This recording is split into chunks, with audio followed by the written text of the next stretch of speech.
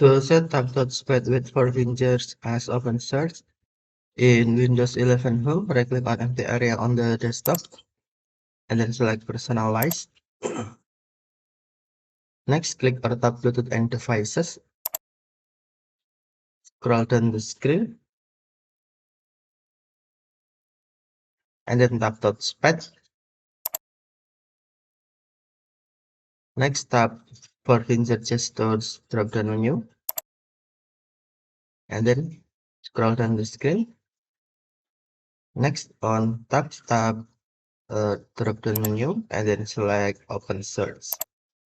Now, when you tap touchpad with four finger, Open Source will be open.